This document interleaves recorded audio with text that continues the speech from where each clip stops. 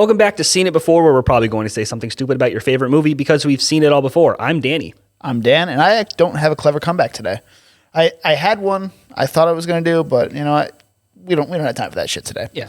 So this is part one of a new 4-part series we're doing, going from the end of the season into next season, and it's a pretty big franchise, I'd say, that we're going to do, right, Danny? Yeah, it's Harry Potter.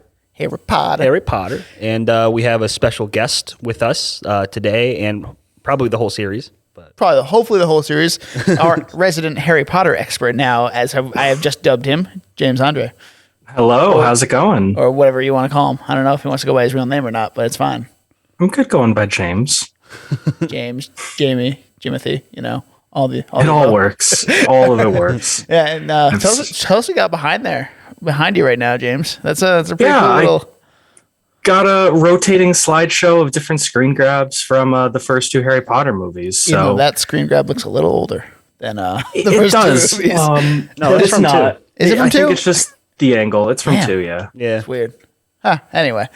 So we're going to get to these first 2 movies. We're going to do 2 movies on each of these episodes. So first 2, 3, 4, 5, 6, 7, 8. That's how we're going to do it in this series. So let's get to the Sorcerer's Stone and the Chamber of Secrets. So, Sorcerer's Stone. Sorcerer's Stone. Yeah, it was the first Harry Potter movie directed by Christopher Columbus, and I liked it. I think we need to mention first that recently, as of release of this episode, it is Daniel Radcliffe's birthday. Yes. So, July 23rd is his birthday. So he is very much a Gryffindor. And, it's very, Zodiac bullshit they got going on with these houses. Yeah, I don't know. Well, my house is Slytherin, I guess. Yeah. And we were gonna wear our house colors, but we all forgot. Yeah. So. Yeah. Oh well. I'm home. I'll go get changed real quick. I'm a Hufflepuff. James, what are you? I'm a Ravenclaw. Yeah, we got all different ones here. Interesting. We don't have a Gryffindor though, and no one's a Gryffindor, which usually everyone thinks they're a Gryffindor. Yeah, right. That's just like they're the popular kids. It I just want to be with the cool kids, Yeah. But yeah, Slytherin is where it's at. Just saying. Okay, take it easy. Because we're the villains. We're the bad guys of the entire series. You're for no reason. Ambitious ones. Is Rowling trying to say ambition is evil? I don't know. All right. Well, let's dive right into this first movie here. So it starts off with, typical, well, not typical, but the introduction of how Harry Potter got to be with the Dursleys. And, would just... On 4 his Privet whole Drive. life just fucking sucks. Yeah. The Dursleys. He lives in the cupboard under the stairs, and he's got like a sleeping bag as his bed, and it's awful. Yeah, he's got sucks, like man. 2 action figures. Like, how can a kid survive with 2 action figures? And they're not even cool ones. They're just like horses and shit. Yeah. Dub is just a little shit. It's dumb. Anyway, I just want to make it clear. It's Sorcerer's Stone, not Philosopher's Stone. So, Okay. I know the 'Cause British. we're American. Yeah, we're American. So right off the bat, actually, something I want to bring attention to is some stuff from the books that gets missed in the movies, and especially big part of that is some foreshadowing that gets missed. And in this scene in the books, Hagrid mentions how he is riding Sirius Black's motorcycle. It's the first reference directly in the first chapter to him, and obviously in the movies we don't meet him until 3rd. Oh, that's really cool. I did not know that. Yeah, I read the books. They reference him right away. I read the books all the way through when they first came out, and I was one of those kids who was like super hyped for like in 2007 when the 7th one came out, and Was that 2007? yeah, Oh, it was later than that. Holy shit! 2007. And then so I read all the books then, and I reread the first 3 during when I was in college, and it was pretty good, But I forget everything, so Yep. so yeah, like anything in the first 3 books or in any of the books, I just forget. Other than like, I know what Peeves and I think that's it. I think that's Just literally Peeves? That's it. Peeves is the Slytherin ghost. Peeves was very, very close to being in the final movie. They had a person cast to play him. They had scenes recorded with him in it, but he ended up getting scrapped at the end. Someone in Columbus has recently said he'd love to see the original director's cut released because it was originally a 3-hour movie when Bring it was on first the Columbus made. cut. Yeah. Yes. Nowadays we can do that because, Zack Snyder had a friggin' 4-hour movie. Endgame was 3 hours. Batman was 3 hours. So, like, we can They do could it. definitely release Harry Potter as a 3-hour cut and comfortably make profit off of that. Oh, easily. It's a phenomenon still, even today.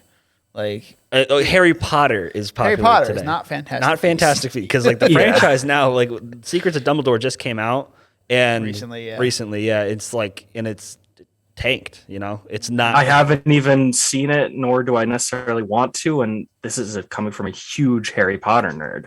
Yeah, I have no desire to see it. It seems like ever since Cursed Child, like the whole brand is kind of taken a bunch of hits, and I think that's mostly due to J.K. Rowling thinking that she can write different types or different mediums of stuff. I think she went back to books instead of doing screenplays and teleplays and what's it called?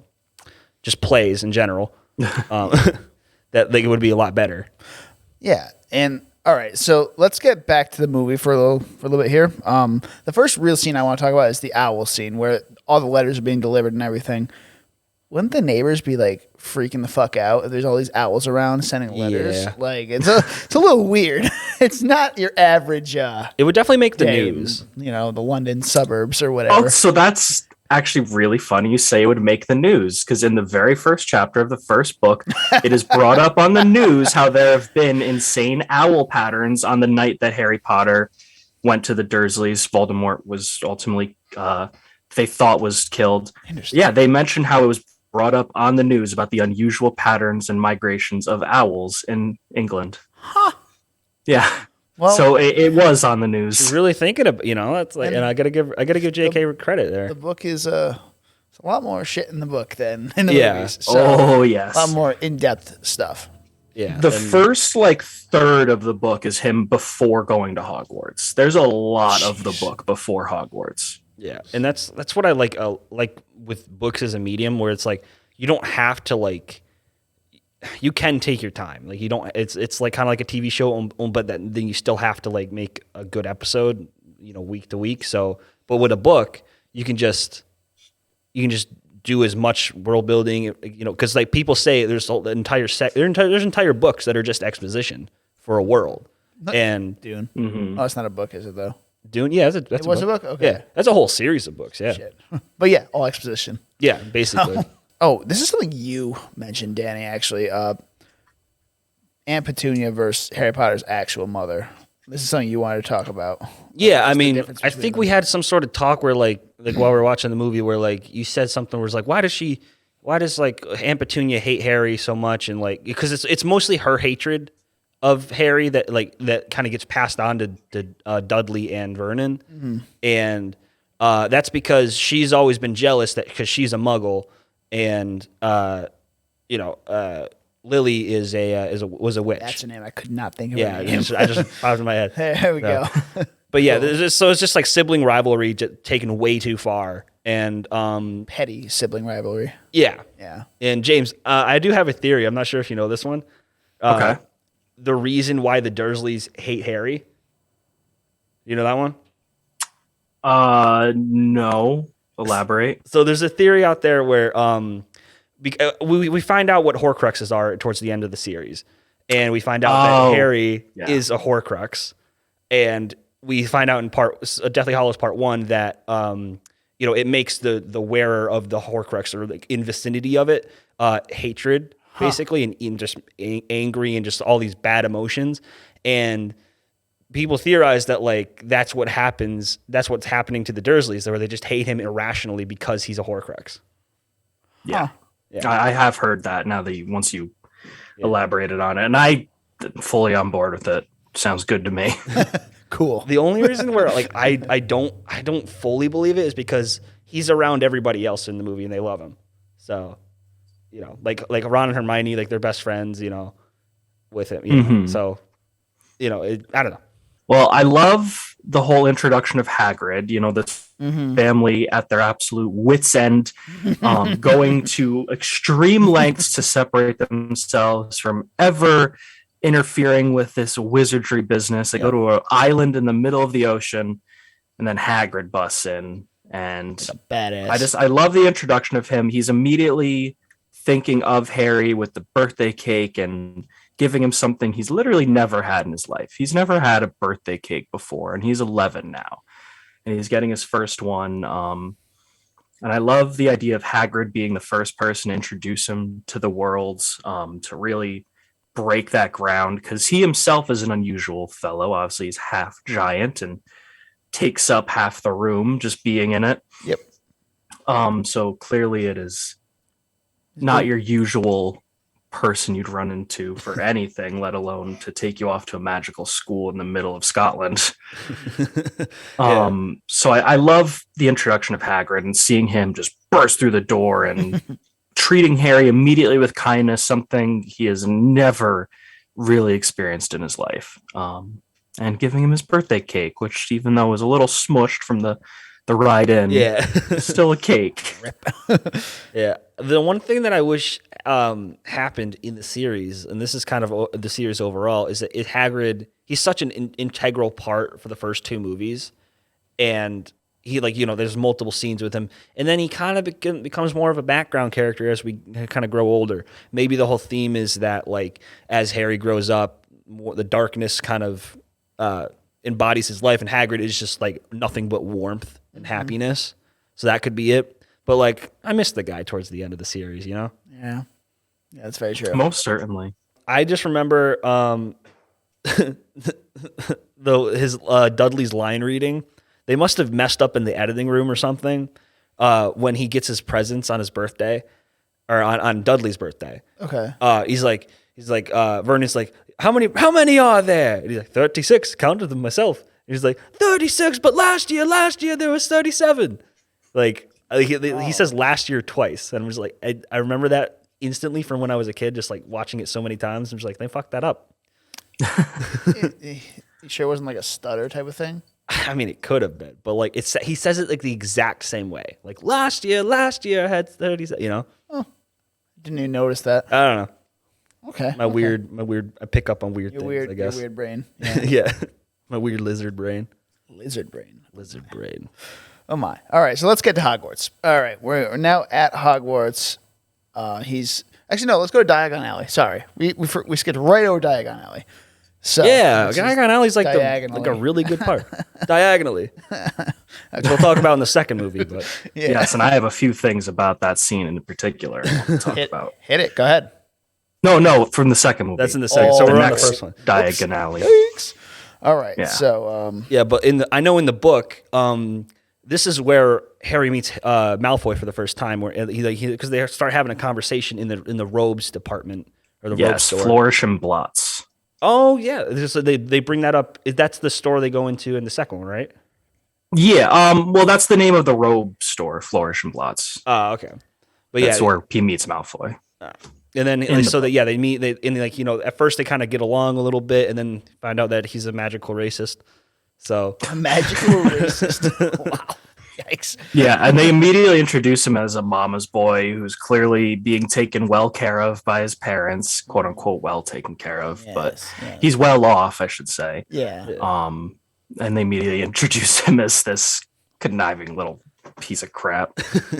Yeah, I mean, well, that's Malfoy's entire in the first part, his entire character, he's just a little shit. Yeah, he's a shit stain.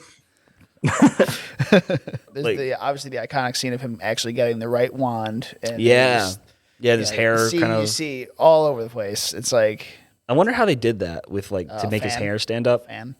No, but it's his hair stands up. It's not it's blowing. Probably just strings. I love that scene because it sets up the very first bit of foreshadowing for him being a Horcrux, him being connected to Voldemort, because Ollivander does the whole there's only been one other wand that shares that core, and it's the same wand that gave you that scar. And it really sets up how they're connected. There's a piece of him inside him, and that's why it is attracted to this phoenix feather wand.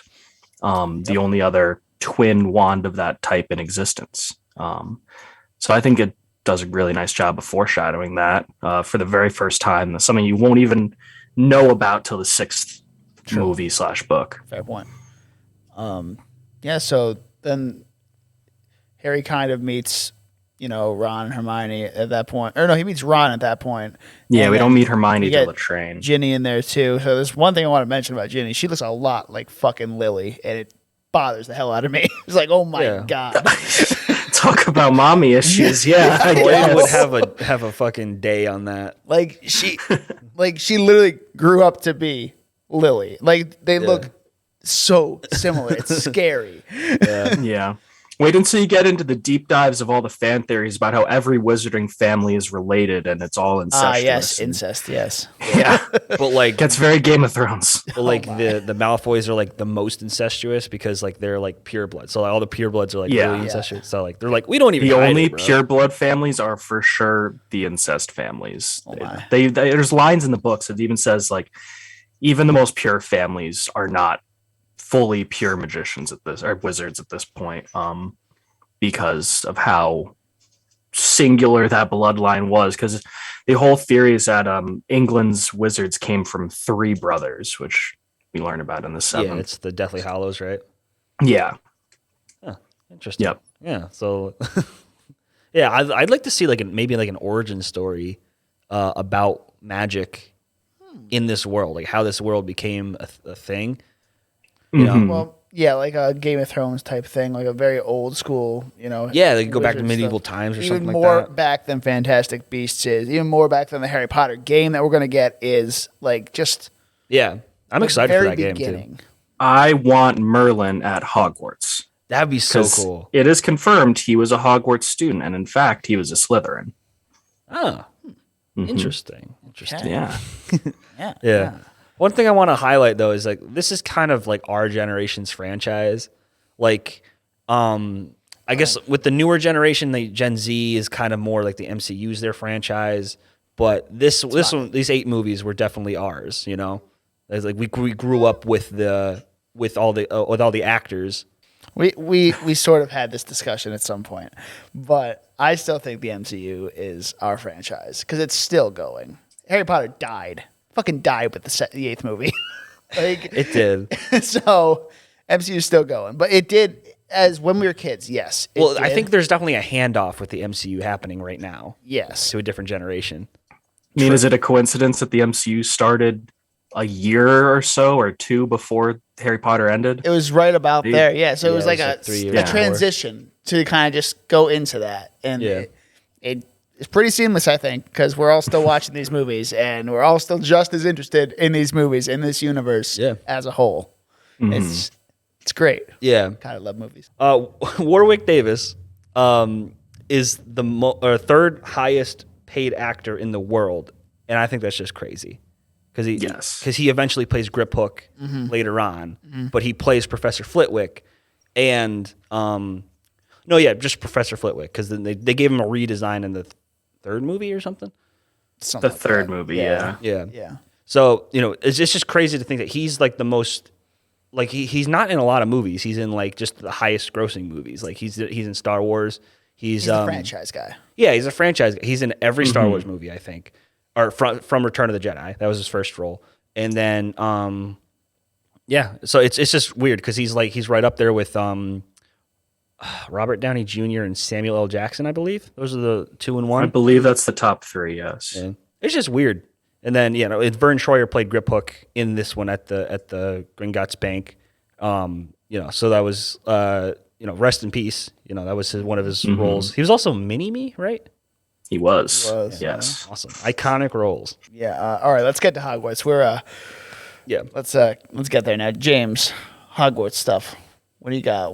Is there a difference between the castle? Do you think the castle is pretty much representative of how it is in the book, in the movie? I'd say for the most part, at least on the male end, because you have all of the first year Gryffindor boys in the movie. The other you have obviously Harry and Ron, but then Seamus, Dean, and Neville. Is Dean in the first one? I can't even remember now. Yeah, I see him in the book. Yeah, he's in the first. Yeah. Seamus, Dean, and Neville. That's all of the Gryffindor boys from Harry's year. The women are not represented whatsoever. You just have Hermione. In the books, there is also one of the Patil twins. I think it's Pavarti. Yeah, well, that's one of them. Yeah, Pavarti. Padme is a Ravenclaw. The twins got separated amongst houses. Oh, I didn't know that. That's cool. Yeah. So, like, that's the twins that Harry and Ron take to the Yule Ball and Goblet of Fire. Yeah, they're in separate houses in the books. So only Pavarti, I'm fairly positive Pavarti, is in Gryffindor house with Hermione, but she's not really shown until the fourth movie. And I can't even think of the other women from their year because I'm pretty sure Lavender Brown is a year below them. Yeah, I can't really think of, Hermione's definitely pulling the most weight when it comes to the female characters. And Emma Watson. She's a lot different apparently compared to like the book, right? Like Hermione's supposed to be like really ugly and like have like buck teeth and stuff. She's presented as not particularly attractive, extremely bushy hair, which that they did pretty well, accurate. I think, in translating. But yeah, she's buck-toothed in the movie, said to have very big teeth, because Snape makes a reprehensible comment towards her in a later book regarding those teeth. Yeah, she's not painted as particularly attractive in the books. I mean, then again, they're children, so they're not attractive at all. But yeah,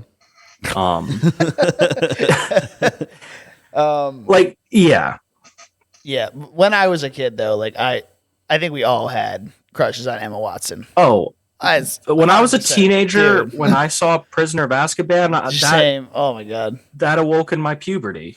When I was however old, like 7, 8. Yeah, something like that. That kickstarted it right there. I don't know. I can't think of like It was Emma Watson and Miranda Cosgrove for me. That was. Oh, okay. Yeah, I can understand that one. Yeah, I don't know. I guess I never had an awakening. Because like Emma Watson's cool and all, but like I don't know. Tracks. You're not very woke.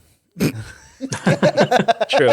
Well, speaking of that, so everyone says Hermione's black right now, which I have no problem with. Yeah. But like, didn't J.K. try to like say that? There's like one throwaway line that could be used to back up that theory. I don't think J.K. ever had any particular race in her mind when she was writing Hermione. And given J.K.'s somewhat tumultuous comments in the past, I'd say she probably was leaning towards Hermione being white, but I don't think it ever matters as long as it's not integral to the plot any way or the other. Yeah, no, I mean it should be. I mean, whatever. That's the same thing with like I don't think anybody really cared when Dumbledore was gay. No, like because it didn't affect anything in the plot, exactly. And so. Yeah, I don't know. It's weird that she wanted to get on her high horse and be like Dumbledore's gay, Voldemort always reminds me of that. Oh, what is it? The Potter Puppet Pals on YouTube. Yeah. That was I loved that stuff when I was like 11 or 12 or something like that. Whenever it came those out. videos were iconic. The mysterious ticking noise that still lives rent free in my head. I thought I was the only person who like watched that. I thought I found this niche thing that nobody else found.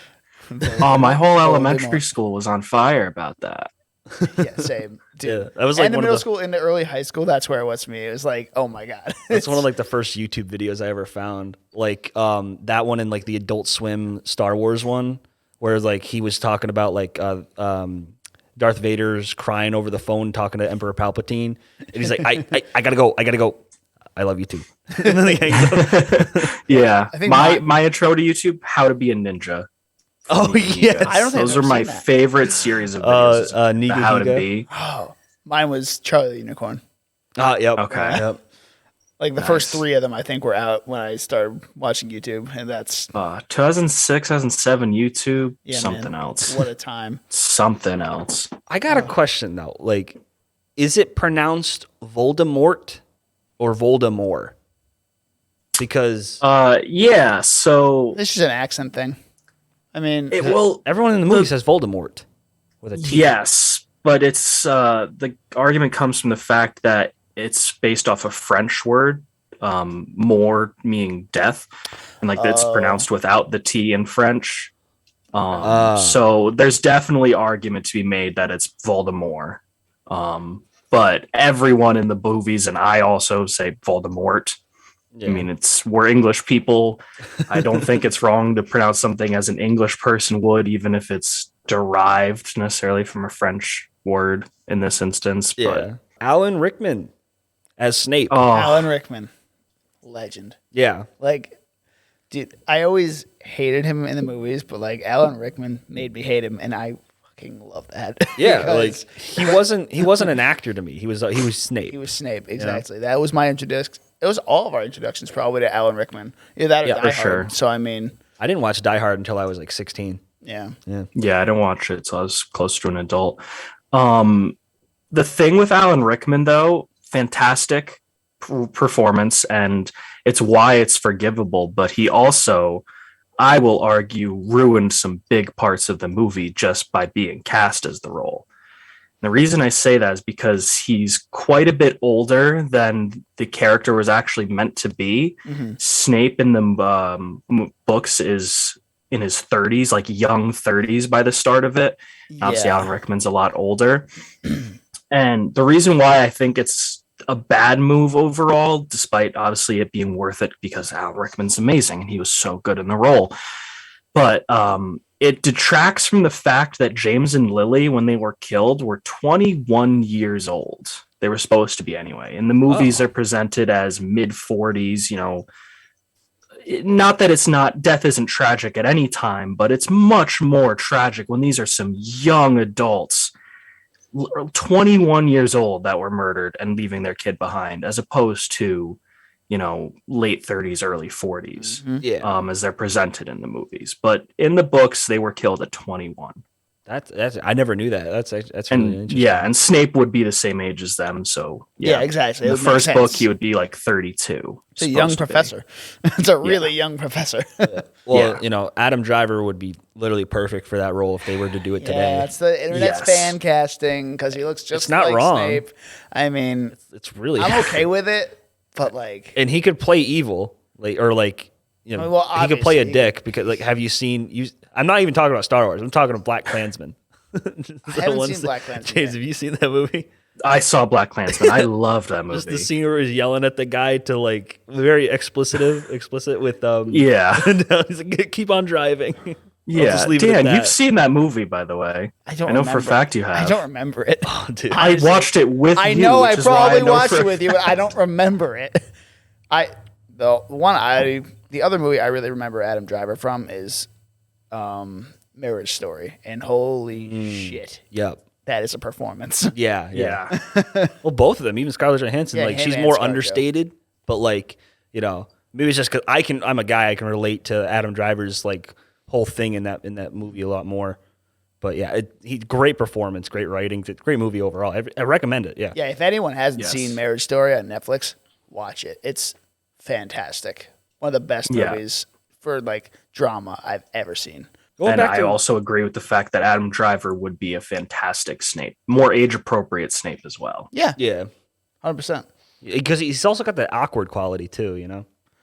Oh yeah, Snape was such an awkward person in the books. Very, he was a simp. He was a massive simp in the books. I mean, in the movies too, but more so in the books. All right. Going back to the casting though, Dumbledore, played by Richard Harris. I think he's not. I don't think he's that accurate to the book, from what I remember, because like I remember everyone saying Dumbledore's like an asshole, kind of a dick. You know, he gives like shitty advice to Harry as he's going through, but like we learn later on that it's warranted. And Richard Harris like has like this quality of warmth and like understanding, and like he's always going to be there for Harry and stuff.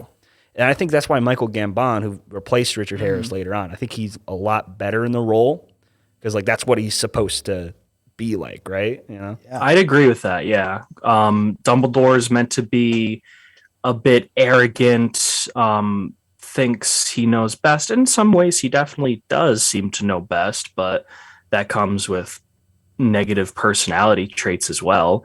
And I would 100% agree. Richard Harris, while I think he did a good job, like you said, provides warmth. It's not necessarily the way it doesn't match the character from the books. Yeah. All right. Let's move on to the Quidditch and the broomstick stuff. All that stuff, like the fun and games portion of this movie, basically. Yeah. Mm-hmm. So, fucking poor Neville. He just can't catch a break, man. Like No. in the whole series, like it's just. What did I write? I wrote he just gets the short end of the broom every time. Like, poor Neville. Yeah. He's the Comedic the relief. joke of the movie. Yeah, the comedic relief. That's the term I was looking for. There you go. Yeah, I think him and Seamus Finnegan, do a lot with the comedy with the kids because like Finnegan always blows himself up. He's trying to turn the water into wine. He's like, he just cuts to him just like holding the wand. He's all like, he's like, blew up in his face. And then when he's practicing Wingardium Leviosa, he blows the feather up somehow. Another aspect we really haven't touched on yet is the camaraderie that Ron, Harry, and Hermione have in this movie. Like they're all very close, and it's shown very well that they're very good friends and they help each other out. And it's a really nice point for the movie. Yeah, I remember they spent months trying to find the perfect casting for all three kids because they knew that this would be the most important part of the movie, that relationship, the camaraderie between all three of them. And I think they nailed it. They did. They I did. completely agree. Yeah. I mean, the three of them are still, from what I hear, friends to this day. Yeah, 100%. That's awesome. And not only did they cast them at 11, they were casting them at 18. They were casting them, like you said, for their childhood, to grow into the characters we expected them. And for the most part, they did. Some stuff that they couldn't obviously control, like height, is a little different. But whatever. if that's the worst example, I think they did a pretty good job. I mean, Tom Cruise is short and they put him on boxes, so. Yeah, there's like a bunch of different techniques that they use to make him look taller. Like same thing with Robert Downey Jr. He always wears heels. Yeah, heels. Yeah. Well, speaking of the camaraderie of all three of them, though, so we get a very good sense that the Gryffindors inside of Gryffindor have a very sense of camaraderie, even with the Weasley twins and all the other supporting characters in Gryffindor. But as we find out later on, they hate Slytherin, and I feel like the idea of houses automatically breeds that sort of like hatred, rivalry between people. And it sounds very counterproductive if you want to have a learning environment. Oh, 100%. And then not only that, they have the house cup as well to further drive that division between the houses and make it a nonstop competition to one up the other houses. Yep. Yeah, for exactly. sure. It is not a good environment for actual children. That can escalate, and like I remember when I was a kid, I would just I remember not even registering. I just hated certain people, just because they weren't part of our friend group or whatever. And like, it's not something that kids think about. And I think if you're an adult setting that up, that just makes it like 10 times worse. The troll is another good example, right? There's a troll in the dungeon. There's a troll in the dungeon. Just thought you should know. What you want to know? Fucking passes out. Yeah, that whole scene, well, obviously you got Quirrell coming in, freaked out, and like obviously we find out later on he let in the troll, and because he's Voldemort. Yeah, what an asshole. Yeah, but this is when we kind of get our first like test of like their all three of the kids' friendships, where they take out the troll and they use like the basic lessons that they learn Wingardium Leviosa, and I like this because it's good storytelling to set something up, pay it off later. Yeah. And they did that in this, and you see the first time that the kids come together, and and Ron learns a lesson about don't talk shit about Hermione, because she'll be sad, and that's not good. Yeah. But yeah, Can we talk about how tragic it was for Hermione to be completely unknown to this whole world, goes off to a boarding school in Scotland, has no way to contact her parents outside of a letter by owl, has no friends, is such a nerd, and then she thinks the only two people she's gotten even remotely close to are making fun of her behind her back. And then she goes and cries in a bathroom at the age of 11 from the bullying of the people she thought she might have been closest to. That is tragic. Almost getting fucked up by a troll. Yeah. So, just to put a damper more on traumatizing material. Like, my God. Oh. Yeah, I never thought about that. Yeah, Hermione probably takes the brunt of. Well, I think Harry takes most of the trauma and tragicness, but like Hermione's more understated. She's not. It's not really highlighted as much. Yeah. Something I just remembered. Forgot to mention from the train scene because we didn't really talk much about it. There is, I can't remember if it's in the actual movies or not, but I know it's in the book. A Chekhov's gun in that scene, which is sort of, if you're unfamiliar with it, a movie trope or storytelling trope where if something is referenced in the first act of a movie, it better come back and serve a purpose in the final act in some capacity. And there's Chocolate Frogs that has a card where Harry gets Dumbledore. And on it, they mention as part of his accomplishments, his work with famed alchemist Nicholas Flamel, who at the end we learn is who created the Sorcerer's Stone and why Dumbledore had such an attachment to it. So I just find that a very interesting bit of foreshadowing and storytelling that's used. It's a big thing in storytelling, just set up and payoff and foreshadowing. And and once it comes back, it's like, I see what you did. Yeah, especially when you're rewatching it or rereading it to be like, hey, I know what you're talking about. That's what it was like going back to watch from Chamber of Secrets. That's what I was like when I was watching Game of Thrones. Like I didn't understand anything that was happening in the first season, and I went back after watching the whole series. I was just like, this is amazing. All this world building, and that's what this movie does really good. It builds so much in such a short amount of time. And I know this movie's 2.5 hours, but like the sheer amount of world building and just stuff that we have in this movie, especially the first hour, is insane. It's perfect to have an audience character like Harry not know anything about it. So, I think if they ever decide to, God forbid, reboot these movies, they reboot it in a TV show format. They could build so much more. They could do so much more with the characters. It's the only way I'd support a reboot of this franchise is to put it in full hour-long episodic format where each episode is roughly a chapter or two from the books. I would love that. And especially the way the books are written, it adds to that format so well because the first two books are significantly shorter than the rest, meaning they can do pilot seasons with not as many episodes or not as in depth to see if it'll stick, which I 100% think it would. To actually fully flesh that out into a full series. Like Disney Plus does 6-episode series, so start with that, then move it to like 10. Or I think 13 a 6-episode series could go great for the first two books. Exactly, that'd be fantastic. Beasts. Usually I'm the one doing that. Fuck. All right, let's get to the finale of this movie. So they're in a dungeon. There's all this fucking chess shit. Before you get to the finale, there's something from the forest that I want to talk about. Some big foreshadowing in that scene. Okay. At least in the book version of that scene that is missed in the movie. So they go into the forest as detention, and they have to help Hagrid figure out why unicorns are being murdered, which worst detention ever. You're putting 11-year-olds in a deadly forest with unicorns being murdered in it. Probably not the best idea. But Harry winds up on a unicorn that has been killed and is getting their blood drunk, whatever. Something like that. And then this cloaked figure is about to come after Harry until finally Centaur, Ferenz, jumps in and saves him and drives this creature away. In the book version of this, there are 2 other centaurs that come in after Ferenz saves him and basically grill him for intervening. They're like, you are not meant to be intervening in human affairs. So centaurs are very magically aligned creatures, and they believe heavily in divination and astrology, where they use the moons and stars and planets, I should say, to predict and tell the future.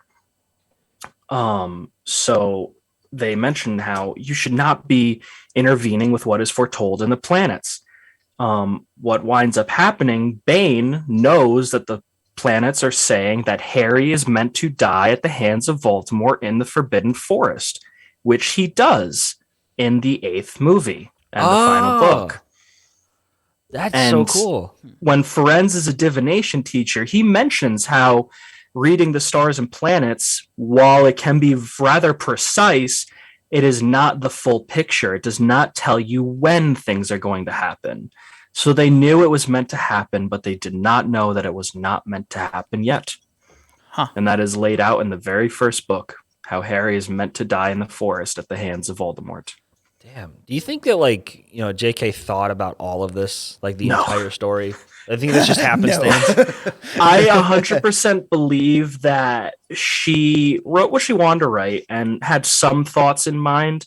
But I think a lot of it as well is her going back and rereading her works and seeing how she can incorporate some stuff that she said to work its way. So I think some stuff was planned, but I think a majority of it was not. Yeah, well, I know one thing definitely was planned.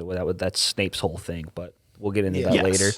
All right. So the finale of the movie, giant chess. That's well. I want to backtrack a tiny bit. It's a bunch of different trials. So this is where like the kind of childish bookishness comes in.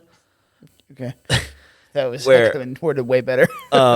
Where it's like each trial ahead of them allows each one of them to shine. So the first one is Devil's Snare. Hermione's like, "Oh, I read it in a book one time, and that's how we beat it." The second one is Harry has to get on a broom to catch the key. That's like the weak flying key. And then in the chess, it's about Ron with wizard chess. So I like that, like in the book at least, you know, and in the movie because they incorporated it. But they gave even the supporting characters time to shine. You know. Mm-hmm. You forget in the first trial though was Fluffy. Well, yeah, they didn't have anything to overcome. In the book, they played a flute or something.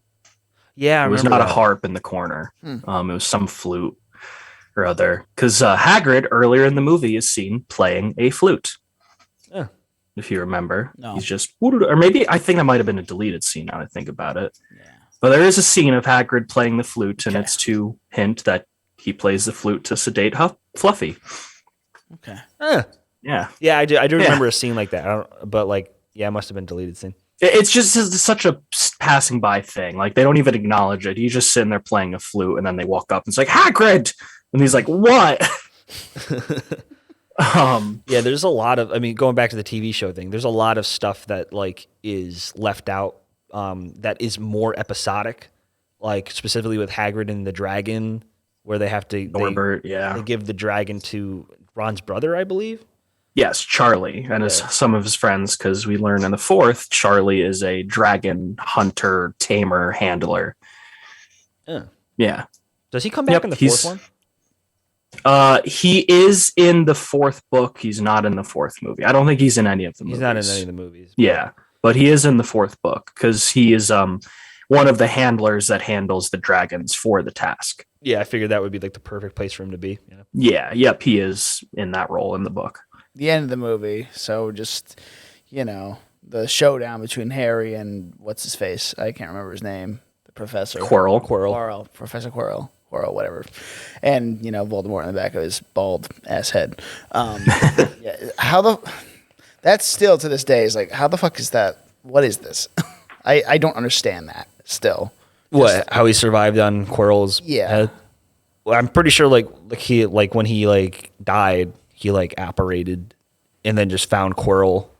So it actually relates heavily to Horcruxes that we learned in the later ones. So Voldemort's physical form was killed the night that he attempted to kill Harry and the spell backfired. His physical form was killed that night, so his spirit lived on, but it could not get access to the other Horcruxes. He needed, as we learned in the fourth, steps to go through to actually regain his physical form. So until then, he attached himself to others and lived through them. One of those being Quirrell, and he attached himself to Quirrell because he had no physical form to attach himself to. Yeah. Right. Yeah. I figure it was something like that. And then we get that famous meme of Quirrell, flying at Harry. Yeah. That scene terrified me as a kid, seeing him just launch at him and then start to like burn from touching Harry and crumble apart. Yeah, that shit was weird, man. That was traumatic to little, however old I was when I saw the movie. I don't know, probably 6 or 7. Yeah, something like that. But I think this finale is great because it gives just a taste of like the true horrors to come later on in the movies. Like this is just like, like the music and the atmosphere and everything is just like really well done. Yeah, So, absolutely. Yeah. And all right, so let's rank this movie here. The first one, Sorcerer's Stone. Rank it out of, or rank it or rate it. Rate it. Sorry, not rank it. We'll rank at the end of this. Yeah, we'll rank it. Sorry, I do not know. Let's rate this one out of 100. James, let's start with you on the first one. I will say probably like an 81. Okay. It's good. Let's maybe bump it up to like 84. Okay. There's a lot to enjoy about it. It was very fantastical, and I think the movie does a great job of bringing magic to life, almost, to making it seem like this real world that I want to be a part of. And I think that was one of the biggest allures of Harry Potter, was this whole world that people wanted to be in. And this movie does nothing but help that. But with that said, it is quite, it's, I don't know what I'm trying to say here, but it's a good movie. I enjoy it, but I think the books always are better than the movies. That was good words, James. Good mouthful. words. Yeah. Yeah. Right. Yep. I think I'm gonna go with your original one and say 81. I think that was a good spot for this movie. But yeah, very fantastical, very just it's a great bonding experience between these kids. We get to see them grow. It's a great jumping off point for the series. Like, it just sets the tone for the other 7 movies in this series, and it's just great, man. It's just great. That's all I got. Yeah. Nothing supports friendship like severe trauma, Hell yeah. Coping with trauma. Hell yeah. Yeah. With dark jokes. Dark humor. Yeah, I'm going to give this one an 88. I think it's one of the better ones, especially rewatching it this time. Yeah. Because there's so much that like I missed, or so much that I took for granted that going into the other movies. So like just how well this established everything and like where the direction for where we're going to go. We're going to go a lot darker later on, but oh yeah. This is like kind of like a good starting off point, like you said. And so I'm going to go 88. And yeah. All right. Let's start off number 2, Chamber of Secrets, with fucking Dobby. All right. So he's the C-3PO of he the is series. the C-3PO, more comedic relief here. But dude, I fucking hate Dobby. Like, he's my Jar Jar Binks. Yeah? He is. And like, until the 7th and 8th movie, which we'll get to, like, I just can't stand him in this movie, man. I don't know why. It's just like, fuck. Every time, man. Yeah, I think this movie, Chamber of Secrets, did a interesting job with Dobby, because it's like I hated him throughout the entire movie, and then when 7 shows up, when he shows up in 7, which we'll get to, I didn't realize how much I cared about him. So I'm like, he's an annoying as shit character, but a lovable elf, Yes, exactly. Especially, I think it's that ending scene with the sock. That's what cements it for me.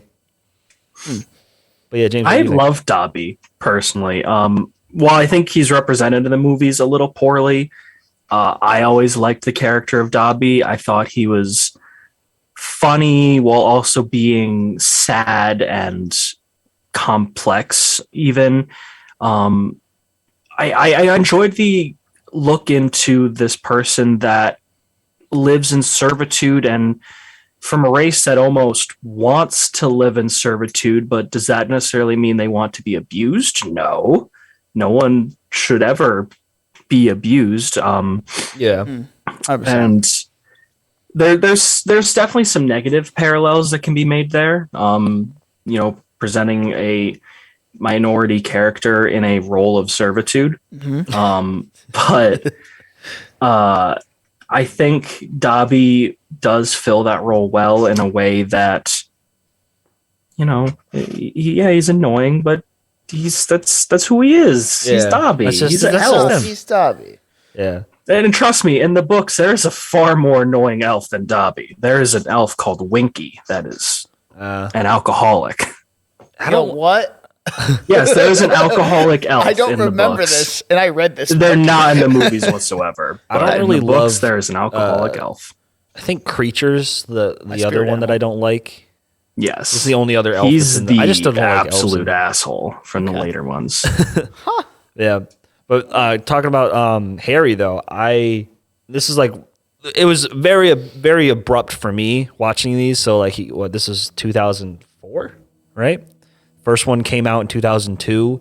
I was born in 1998, so Baby. I was like when I first saw this, I was like still like 6 or 7. So I saw the 1 and 2 back to back. Yeah. And This was 2002. this was 2002. This was 2002. Yeah. Oh wow. Damn. So that means the first one was Sorcerer's 2001. Stone was 2001. Yeah. This has 1 year difference. Damn. All right. So it was really abrupt. In just 1 year, we see Harry go from like little like short kid, and then he just hits puberty too. So I'm like, his voice is so deep. I'm just like, who is this person? Yeah, it was very jarring for me. And yeah, apparently Ginny had been talking about him all summer. Ooh. Yeah. They do Ginny.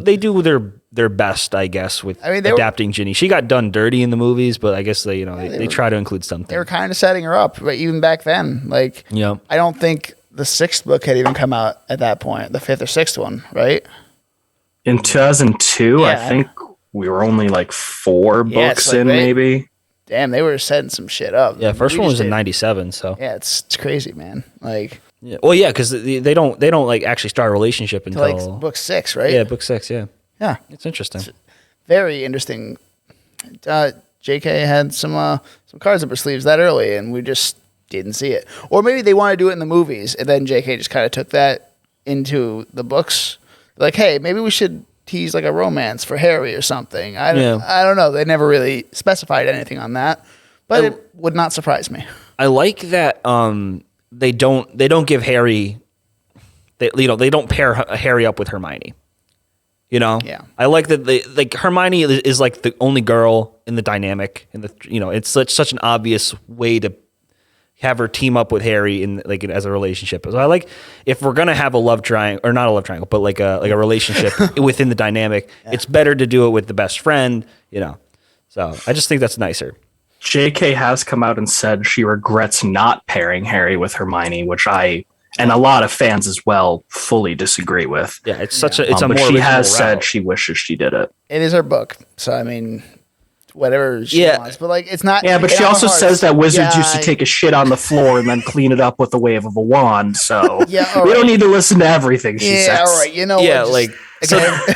so that's a good point though. Like at a certain point, I think a portion of the property belongs to the fans at a certain point, and that's why everyone says nobody hates Star Wars as much as Star Wars fans. Yeah, that's And very true. so like when the I haven't prequels are found coming that to out- be so true till I started playing Lego Star Wars. I'm like, wow, I hate this planet. I hate this planet. I'm like, wow, do I like anything despite loving it all? Well, Lego Star Wars And I don't. pisses you off with the fucking the forced perspective, how you have to do jumps and stuff. But yeah, like I think at a certain point, like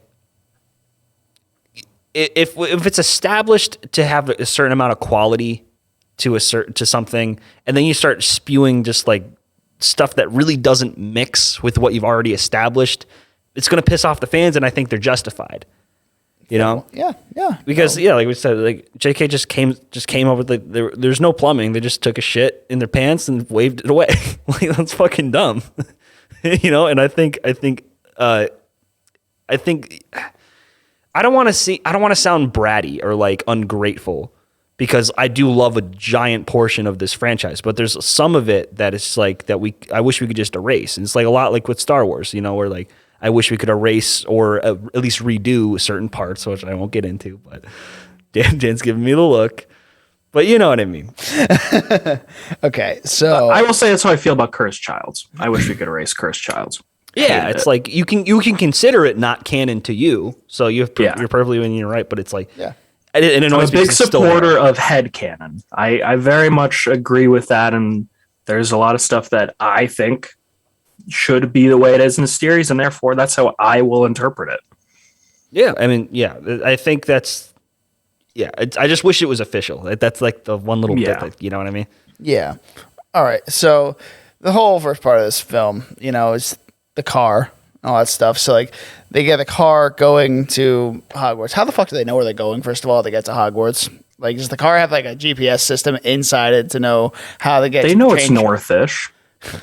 There's probably many railroad tracks up there. How do they know it's the right one?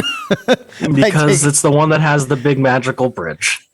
Okay, Jesus Christ. I think they take some the suspension of disbelief. Yeah, a little bit. You gotta just do that. Yeah, you just gotta deal with it. But it's like, it's there. Especially like how did if we're playing this game, how did the Weasleys know where Harry lived, and like how to get there? He could have said 4 Privet Drive, but I bet you there's tons of Privet Drives in England. Maybe not. All over the place. It's like Elm Street. He's like outside of like London. I think that's where Harry is or something. But it's like specifically like his window and everything, Yeah. Anyway, and then not important. But why the fuck did I write down what is the function of a rubber duck? That's the best line in the movie. Mr. Weasley's just like, what is the function of a rubber duck? It's perfect. And like, that's like this line he's known for now. So yeah, okay. I forgot why I wrote that down. Like, wait, what was this from again? Oh my God. I think it's just a funny little idea into this whole wizards have no clue how the other half lives. Yeah. They don't know. They're not familiar with muggle things, and obviously muggles are not familiar with wizard things. Yeah, it's interesting. I'm not sure if they're tackling this in the Fantastic Beasts, but is there like a war between the muggles and the wizards and stuff, and the haves and have-nots kind of thing?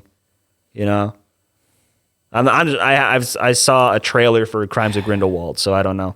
I remember him trying to start something with World War II, maybe, but yeah. I think a lot of it is that the bad wizards, the evil wizards, the Slytherin wizards, they want to eradicate muggles, or at least be in a position above muggles and not have to hide, whereas the rest of the wizarding world's like, nah, let's just not make ourselves known. Let's not commit genocide on these people. That'd be nice. So I think it's just a fight to remain anonymous rather than a fight actually against them firsthand. So in that sense, it's kind of like the conflict between Black Panther and Killmonger. Yeah, pretty much. Very similar. Similar vibes. Yeah. Because there was everyone like compared Magneto and Professor X to Malcolm X and Martin Luther King Jr. And that's even more apparent in Black Panther. Mm-hmm. So I guess you could do the same thing between Dumbledore and Grindelwald, or even Dumbledore and Voldemort. Yeah, you probably could. Mm-hmm. Yeah, interesting parallels. All right, well, they make it to Hogwarts. And they're just you missed the Diagon Alley scene again. Oh fuck, diagonally, right? Yes, diagonally. All right. He goes to the wrong place, and in the books there is a lot of foreshadowing from this one scene in Borgin and Burke's. Okay. Borgin and Burke's is the evil wizard store that he finds himself trapped in with that creepy hand that latches onto him. In the books, he winds up in the store as well, but he winds up in when he's there, the Malfoys yet again are there. Yep. They just are there constantly where Harry is. Harry, not wanting to be seen, not knowing where he is, hides in a cabinet, which is actually the vanishing cabinet that is used in Half-Blood Prince by Malfoy to bring in the Dark Wizards from Borgin and Burke's to Hogwarts. So he hides in this vanishing cabinet, not having any idea what it is. And not only that, we see Malfoy reading a locket. And on the locket, it says that it has claimed 19 Muggle lives, which is the same locket that in Half-Blood Prince, Katie Bell touches and becomes possessed and starts flying around. Dude, you were so blowing yeah, my both mind. those items were teased in this scene in the book. That's awesome, dude. Yeah. Like, yeah, it's like all this random shit. And it's like, it makes J.K. Rowling look like a genius. But like, and like, I had this as a note, and I've brought this up before, where I think she was definitely, because she was homeless when she wrote the first Harry Potter book. And I think struggling really influences your creative bone. And I think that's why, like, you know, as she's become more comfortable and like after writing this hugely, insanely popular series, her creative flame is kind of like, you know, it's not the best. Like, you know, she's still making blockbusters and stuff, but like they're not doing well now. And, you know, I think that's, she had such a creative thing here, and it was really cool to see all like these intricacies that you just brought up, James, and that, you know, it's so in depth. And like she's able to find these different connections and stuff. And I think it's really nice that like she gave this to us, you know? There's a couple other series that have done it well, but to appeal to kids in the way that it has, it's just insane, you know? Yeah. It's all in the world building and all the little things that are subtly in there, and just it's fun. Like some of it's just fun, like all this stuff. Like there's the Malfoy Harry rivalry that even begins in this with the Quidditch thing in this movie. But like there's all these just things, man. Little tidbits. Yeah. That are like, you know, yeah. And then there's weird shit like all the spiders in this movie, and then there's like it just so yeah, it keeps you interested. Yeah, there's always This something is an happening. arachnophobe's least favorite movie. Yeah. That's for sure. Ron's least favorite movie, I'll tell you that much. Putting bars over the windows is low-key child abuse. I think a lot of what the Dursleys did was child abuse, to be honest. Yeah. Do you see him slap Harry at all, or like physically abuse him? I don't think so. Not in the movies. But they are in the books. I think there's references to him having marks, but I don't think it's ever outright said. I'm not positive on that, though. All right. Let's skip ahead to when they're back at Hogwarts. So they only get detention for that whole scene with the car into the Whomping Willow and all that stuff. But Ron gets fucking reamed by his mother through that letter. That was hilarious. Yeah, the Howler. Weasley's got a Howler. Oh, Ginny, dear, congrats on getting in Gryffindor. Yeah, that's that whole scene is great. It's a great scene. It's one of my favorites. Actually, sorry. To backtrack a little bit, I want to go back to Borgin and Burke's or the scene where we meet Gilderoy Lockhart and Malfoys and stuff. Yes. In the book, there is a very quick sleight of hand storytelling that she does, where she throws in like a list of everything in Ginny's cauldron and like all these books and stuff, and then she glosses over. She throws in like a black journal. Just throws it in there, and so we as the audience don't think anything of it. We just think it's like it's just a regular journal. She's gonna write it, right? And in the movie, we actually see Malfoy or Lucius Malfoy drop it into her cauldron. There in the one shot, or he takes it, or like he takes her books or whatever, and he puts them back, right? Yep. And I rewinded it because I wanted to show you. Yeah. So I'm like, that's how they did it, you know. So it's great, like little storytelling, and they do the same thing in like Breaking Bad, where like they take like Jesse's cigarettes. It's on screen, you see it really quickly, but it's not called attention to. Yes. So I love that kind of like the way they did subtle that. Subtle storytelling, my friend. Subtle. Well, what did you think of our boy Gilderoy Lockhart? His introduction, isn't he a fun man? Douchebag. It's a very fun man. I think Kenneth Branagh did a great job with the character, because I hate Lockhart, as does most everyone. And similar to Rickman, it takes a lot to get that emotion from viewers, from fans. And I think he did a great job of playing this annoying character. Yeah. because he's so full of himself, and it's like it's so obvious that he has never done anything in his life. Yeah, absolutely. You know, like he, although he is gifted in one particular skill, memory charms. Yeah. And you know why that is? Why? Because he steals the accomplishments from those that actually do them, and he does memory charms on them so they forget ever having done them. That's how he goes about boasting his amazing accomplishments, is he just wipes the memories of the people that actually did them. And then he claims that he did it. Wow. That's like a thing that like I always like.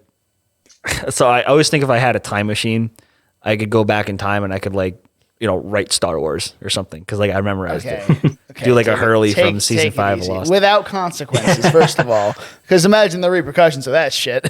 What? Like if you wrote Star Wars, like imagine the repercussions on time travel and the future if that happened. I would write the same exact movie. I wouldn't change anything.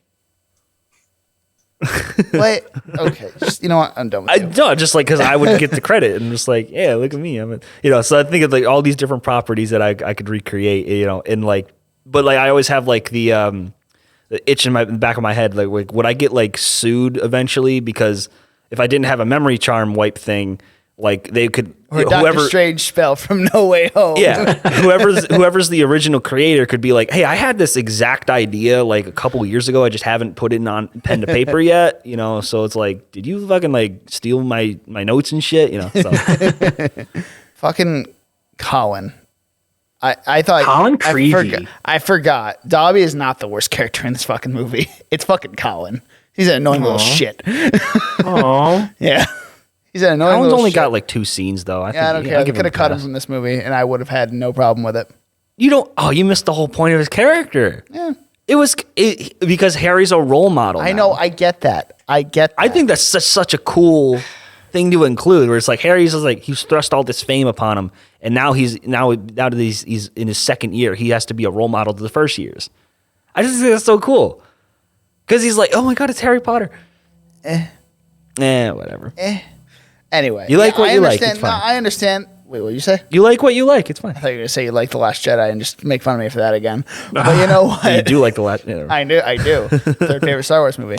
Anyway, let's see here. If we didn't introduce Colin Creevy, though, we wouldn't have had. Well, then again, they don't do this in the movies, but in the books, they absolutely tear your heart out with Colin Creevy. Just saying. Oh no! I forgot. I forgot what happens with him. In the very last book, during the Battle of Hogwarts, it's found out that he went back to school despite them saying only like 7th years could stay because they were of legal age in the Wizarding World. He was underage, but he snuck back in with some other people and ended up dying at the Battle of Hogwarts. So perfect Gryffindor trait there. Wanted to support the people he cared about and do the fight, but he ended up being one of the victims of the battle. Yeah. All right. Okay. Yeah. Okay. All right. Yeah. That whole book, I'm in tears the entire last part of it. Yeah. Just saying. Yeah. I don't know why I wrote this down in my notes, but like, are there wizard diseases? What? I don't know why. There's a wizard hospital. Yeah, but there's not. Yeah. I don't know if there's Mungo's, any special wizard diseases. I don't think it's ever really brought up. Oh, I think because of the slugs. I think that's why I brought it up. Yeah. Oh, slugs. Yeah. Yeah, where your backfires is like, is that like that's obviously just a unique magical thing. So it's like, can that like just happen to like, oh, I went outside during a slug storm or some shit. Now I can't, it's not coughing up slugs. Interesting. You know? I don't know. Oh my God. But like there's a bone growth medicine. Oh yeah. To grow your bones back. Yeah. I mean, but so that's it's not like, really that's like an injury thing though. That's not like a. Yeah. I don't know. I'm just wondering, you know. It's a weird thing. It hasn't really been talked about too much, I don't think. So if you want to create wizard diseases, I guess go for it. But like, I don't know. I guess I could. But anyway, yeah, Hermione became a furry in this movie. Yes, because which I think I'm a little upset about Hermione being like completely sidelined through this entire movie. Yeah, because like she was such an integral part in the first one, And why? Why is this like? I mean, it's fine. I like the buddy cop thing between Harry and Ron, but like Hermione was like that third element. You know, she's just like, first I'm a cat, so I'm just gonna like chill in the bathroom, and then she gets petrified towards the end, and then she comes back in the end. It's like, oh, everything's all fine. So she doesn't do shit in this movie. You know, it's like, I disagree with that. She sets in motion. She gives the tools to Harry and Ron that they need to actually overcome everything, because she's the one that took the lead on brewing the polyjuice potion and how to create it, and she was the mastermind behind that. And then not only that, it was her research in the library that led to them realizing it was a basilisk in the first place that was roaming around the halls. So she is, I guess, like in James Bond, Q, I think. yeah, the informant, giving the details for Harry and Ron to actually execute them themselves. I guess it just felt weird because she is a main character throughout the entire series, and to kind of give her the back seat and kind of more of a mentor or whatever Q is, the type of character, it just seemed awkward to put her in that space because she's not like this in any other movie. She's like. She plays pretty important parts. Yeah, she's like the conscience, like the angel type on your shoulder type of deal in this movie, I'd say. Yeah. Like she's in the back of your head, just like, yeah, I should probably do this or whatever. Like that kind of thing. I don't know. Yeah. That's what I would think. It's just kind of a far cry from like what we'll eventually get to it in Prisoner of Azkaban. She has her whole own thing going on that's not even like just running in the background, which I thought was really cool. Yeah, maybe I love the way they did that in the movie too. Yeah, right. Yeah, so well done. Well, I guess sort of relating to this, I'll ask you a question. Have you ever noticed how the three characters, the main three, despite being Gryffindors themselves, they each represent the other three houses on their own? How so? You have Hermione, who's the Ravenclaw, the know-it-all, knowledge is power type person that is always learning new things, which is a very Ravenclaw trait. Very you. Thanks. Ron he definitely represents Hufflepuff, the loyalty. Camaraderie, friendship, loyalty, and Harry himself represents Slytherin, and obviously that's largely in part due to Voldemort living inside him. But he has those dark, intrusive thoughts, which we get a glance at as him being the narrator. We see that more than anybody. And yeah, the three of them individually represent the other houses that they aren't actually sorted into themselves. Yeah, and Harry, I feel like to be a main character, to be a good main character, you have to have the ambition, which is what Slytherin to go up against whatever you're up against, But that's at the same time, that's like bravery, though. That's something that pushes them in the right direction. And that kind of thing. Yeah. Do you remember when Harry's serving detention with Gilderoy Lockhart? Well, here is some incredibly heavy foreshadowing that is in the books that is missed in the movies. While Harry is doing autographs with Lockhart, Ron also had to serve detention. His detention is served with Filch. He is polishing trophies in the trophy room. One of them is a trophy for Tom Riddle for heroic acts or something along those lines for the school, helping the school. Now, Ron, a common thing seen throughout the books, has throwaway lines that are presented as jokes, basically, that turn out to be entirely true. It is heavily theorized that he himself is very strong with divination and is very good at predicting the future.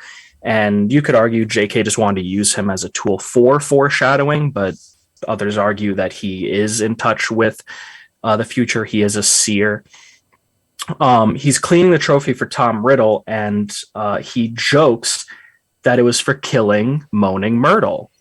And in fact, Tom Riddle did kill Moaning Myrtle, and he received that trophy because he did not obviously take the blame for it, but he blamed Hagrid for opening the Chamber of Secrets and getting Myrtle killed. When in fact it was Tom Riddle that did this murder and got the award because of murdering Moaning Myrtle. That's interesting. There's a lot of lines that Ron says in the books that wind up becoming true later on, especially the third, which dives heavily into divination. If I'm Moaning Myrtle, I gotta be pissed. like just like the most angry person ever. Like you're just chilling in the bathroom, crying a little bit, and then you're dead. A lot of it. It's a lot of crying. Like there was something I wrote in my notes, and I'll have to find it later. But why did he kill Moaning Myrtle? Was it just the basilisk required a tribute or something Sacrifice. to actually open the chamber or something along those lines. It Oh, was okay. meant to be unleashed against all the Muggleborns in the school, she being the first victim of the basilisk. Oh, because she's Muggleborn, right? Yeah. Okay. Wait, then why is Ginny the next one when she's She's not meant to be a victim. She's meant to be the tool that brings Voldemort back to life by sharing herself with the book. Plus, the Weasleys are pureblood. But she's not meant to be necessarily a victim of the basilisk right away. She's meant to be the tool used to bring Tom Riddle back to life. But the pureblood families don't like Weasleys because they are Muggle-born sympathizers. They are supporters of Muggles. And for that alone, the Malfoys and other pureblood families that wish to have pureblood purity don't like them. Yeah.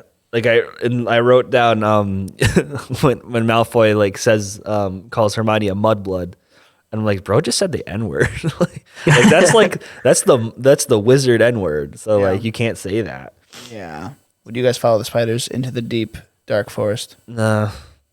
I would not. I would not be a main character in this story. If I go up against a fucking 20-foot arachnid or a tarantula, You'd shit yourself. I would shit myself. It starts speaking to me. I Like, don't care. I don't care who you are. Like if you're not shitting your pants, I can't trust you. Okay, so one thing I always notice from these movies is why is it always the new teacher that's the fucking bad guy? Well, I It wouldn't always say seems to be the new Gilderoy's. teacher. I wouldn't say Gilderoy's a bad guy. I'd say I know, he's, but like if you there's I always question, which I found this out. I always question why there was a new Defense Against the Dark Arts teacher. Yeah. And that's because Voldemort hexed the position, right? Yes, he did.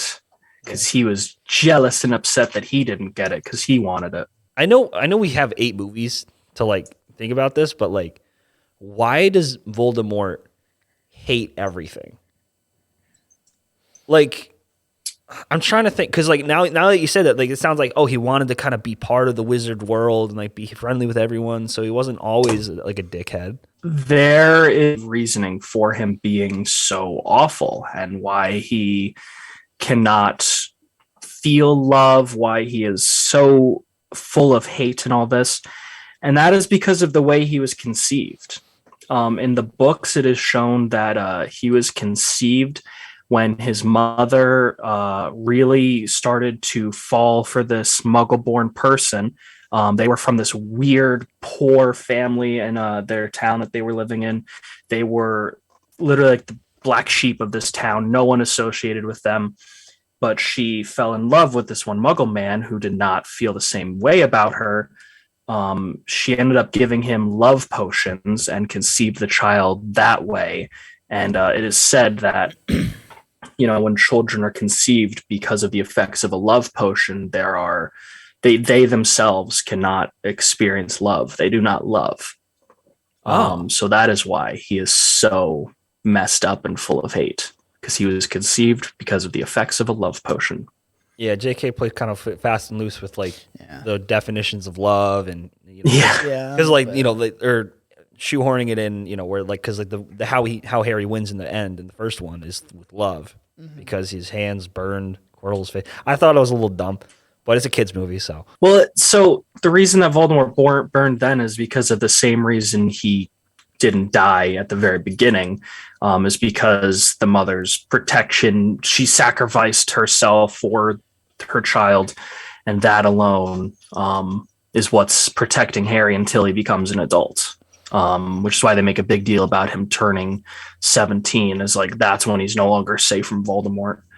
I mean, I will say it's kind of a not greatly thought out idea, because I'm sure there are other examples of mothers sacrificing themselves for their children at some point in history. Well, Neville. Well, yes. Well, his parents don't die. Oh, they didn't? No, they didn't die. They were tortured to the point of mental break, but they spend their days in St. Mungo's Hospital. They are alive. They are just fully mentally incapacitated. They're basically their minds are gone because of the effects of withstanding Bellatrix's Cruciatus curse for extended periods of time. They're basically tortured into mental anguish. Jesus. Damn, that's dark. Fucking Yeah. my God. Yeah, and it's really dark in the books when Neville goes to visit his parents at the hospital and they have no clue who he is. Oh. Ugh. Yeah. That'd be great for the They TV do show, though. that in That would be the books. cool for a TV show. Yeah, they also see Gilderoy Lockhart, who has no memory because he's in the same ward as Neville's parents. Oh, yeah, that's funny. Yeah. Wait, so are all he's- of Gilderoy's victims in the hospital too? That's unclear. It's presumably Gilderoy doesn't wipe their entire mind, just the parts of the accomplishments he's trying to steal. Yeah, so he just went overboard with the whole Yeah. with Ron's wand. Yeah. Yeah. Yeah, it backfired because it was broken, and yeah. All right. We're coming on the end here, so let's get to the end of this movie. So we got the basilisk. First of all, I have one little thing about the basilisk. So when it's chasing Harry through these like tunnels or whatever, and like Harry's hiding, he just throws a rock and the basilisk just falls for it. Like that The same old basilisk is trope. blind. It is blind? Yeah, Yes. Fox The blinded him. Phoenix comes in and claws his eyes out. Oh, Yeah, that right was at the after beginning. that Blind part. him. Right, that was after that. Oh, yeah. Yeah. Which is a little contrived because Yeah. Fox just shows up. Fox is the goat. He's the goat. He's cool. I like him. There is a reason Fawkes shows up. Dumbledore Phoenix- sent him, right? Well, no, Dumbledore doesn't send him. Phoenixes are shown to be fiercely loyal to their owners, and when someone else exhibits that same loyalty, they will come to them, and that is why Fawkes came, because Harry showed immense support and loyalty to Dumbledore in that moment. Okay. So But that how is did he the show reasoning support, for though? Fawkes showing up. How did he show support though? Like, Because Tom Riddle wants Harry to help him and join him, and Harry's like, "No way, Jose! I like Dumbledore or something." I'm a good guy. I don't fully know. I think it might have been fleshed out better in the books, Probably. but it's because of his loyalty to Dumbledore that Fawkes shows up. so one more thing I want to bring up is that I'm a little confused as to why and how Voldemort can appear as a tangible person when he couldn't in the first one. But he's attached to the diary. I'm just a little confused on like this. The I know diary's a Horcrux. Yeah, I know it's like a soft world building and soft magic system, but like I'd like a little consistency because like he can't. Why couldn't he just? Is it just because he's the Horcrux is there? Like why couldn't he just live as Tom Riddle and carry around the Horcrux with him at all times to just be tangible? The way that it is in the books anyway is that Ginny pouring herself and her thoughts and her life basically into a diary is what is fueling Voldemort's return. Basically it is her giving her physical self up over time unknowingly so he could resume her physical form, which is why she's slowly just dying at the very end for no other reason other than that the Horcrux is consuming her and allowing Voldemort to come back in a physical form. Okay, because of that it makes sense. consuming Ginny's mind and soul and body. Okay, I like so that's explained in the book. It just wasn't that clear in the movie, which I think that's kind of hard to explain. I mean, yeah, especially when the idea of Horcruxes hasn't even been introduced at that point. You could argue that she knew this was going to be a Horcrux from the end, or you could say she just made it up as she went along. Who knows? But it's not fully well established at this point in the series just yet. But especially later on, we find out that's what was happening here. Yeah. All right, I think let's rate this movie. How about that, James? Let's start again. Out of 100. So I love Chamber of Secrets as a kid. When I was growing up, I always said it was my favorite one. Now I'm not so sure if it's my favorite, but I still really enjoy it as it's one of the most faithful to the books. Obviously not entirely. They never are that faithful to the books, but I'd say it was the most. And for that alone, I'd give this 86. Okay. I'd say this is like the weakest one out of all the Harry Potter movies, in my opinion.